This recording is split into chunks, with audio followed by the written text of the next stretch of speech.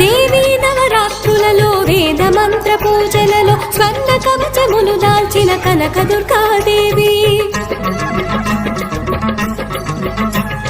భవబంధాలను బాపే Bala Tripura Sundari నిత్యానందము కూర్చే Annapurnadevi